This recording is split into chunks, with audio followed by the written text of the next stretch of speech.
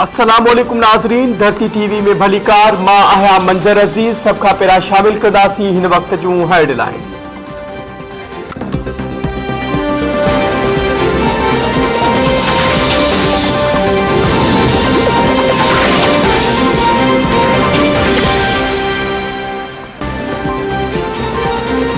गिलगित बल्तिस्तान के अॻूणे चीफ जज राणा शमीम जो नालो ECL में शामिल करण लाइ दरख़्वास्त ॿुधणी जोगी हुजण बाबति फ़ैसिलो महफ़ूज़। इस्लामाबाद हाई कोर्ट के चीफ जस्टिस अतर मीनुल्लाह दरख़्वास्त गुज़ार जे वकील जो मौक़िफ़ ॿुधण बैदि फ़ैसिलो महफ़ूज़ करे छॾियो। वकील राय नवाज़ खरल जी राणा शमीम ख़िलाफ़ तौहीन अदालत केस में धुर बणजण जी दरख़्वास्त ते बि फ़ैसिलो महफ़ूज़।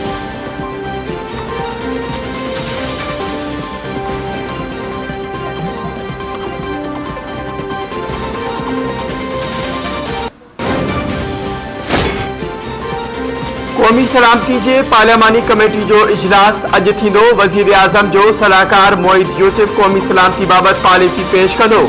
इजलास में चइनी सूबनि जे वॾनि वज़ीरनि, काबीना मेंबरनि, हुकूमत ऐं इत्तेहादी पार्टियुनि जे मेंबरनि खे शिरकत जी दावत। काबीना जे मेंबर्स ऐं चइनि सूबनि जे वॾे वज़ीरनि खे शिरकत जी दावत। मुख़ालिफ़ धुर जा अॻवान बाइकाट सबबि इजलास में शिरकत न कंदा।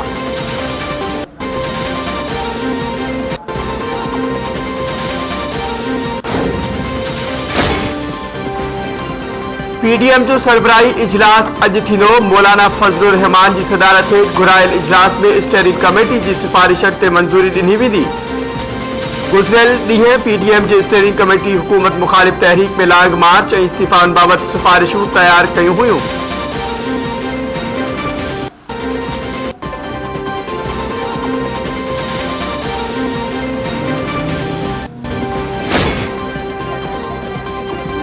पाकिस्तान में कोरोना विघे वधीक 10 मरीज़ हयातियूं विञाए वेठा। NCOC पारां वधीक 336 नवनि केसनि जी तस्दीक। कोरोना जे हाकारी केसनि जी शिरह 0.78% रही।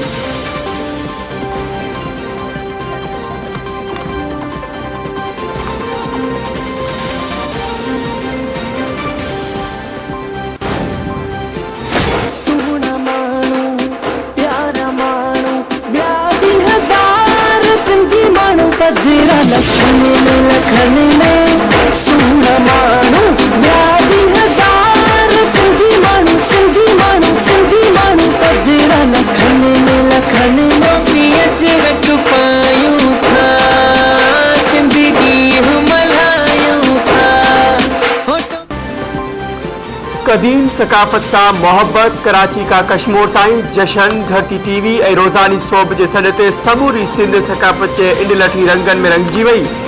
पोड़ा पका नौजवान तोड़े ॿारड़ा सकाफती वेस पाए रस्तनि ते निकिरी आया।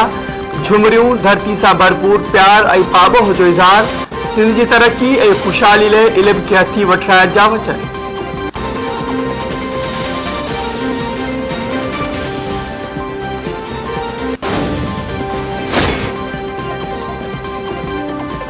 कराची प्रेस क्लब आॾो सकाफती ॾियारे जी मुख्य तक़रीब। अवामी सम्द उथली पियो। कराची जे कुंड कुर्च में रहंदड़ सिंधी जी टोपी, अजरक ऐं पटका पाए शिरकत। नाले वारनि फनकारनि पारां अज़ीम सिंध जी क़दीम सकाफत खे भरपूर भेटा। अहमद मुग़ल, शहला गुल, तुफ़ैल संजरानी ऐं ॿियनि क़ौमी गीत ॻाए माण्हुनि खे झुमाए छॾियो।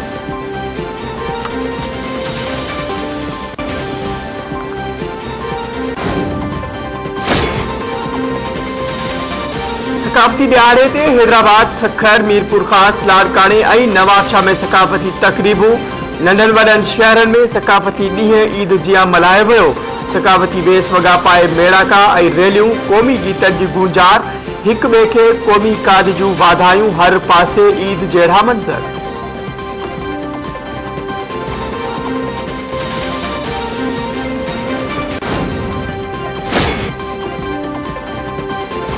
सियालकोट में तशद्दुद बैदि बाहि ॾेई साड़े मारियल श्रीलंकन शहरी जो लाश अॼु कोलंबो पहुचायो वेंदो।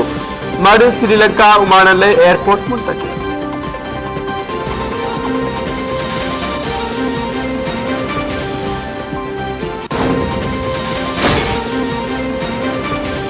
कोटड़ी भरिसां दरगाह बाबा सलाहुद्दीन वेझो झोपड़ी में रहंदड़ औरत मुड़स सां क़त्ल। शिकारपुर सां तालुक रखंदड़ लाडड़ू कबीले जी औरत शहनाज जाफरी के मुड़स माशूक छुरंग जा वार करे क़त्ल करण बाद फरार थी वियो।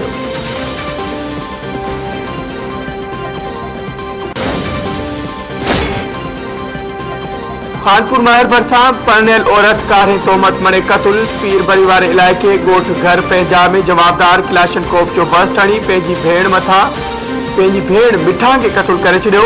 जवाबदार अलिफ बोज़दार घर खाली करे फरार।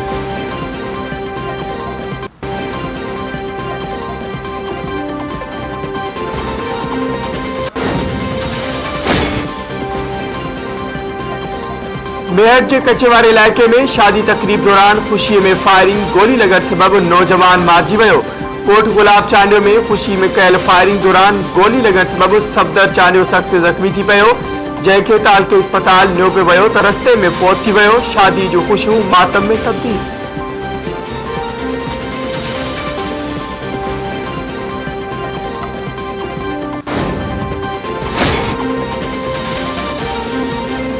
आई टंडो आदम आई कोटड़ी वरसार रोड हादसन के नतीजे में PPMNA रोशन जुणेजो जी भाइट समेत 4 जना फोत।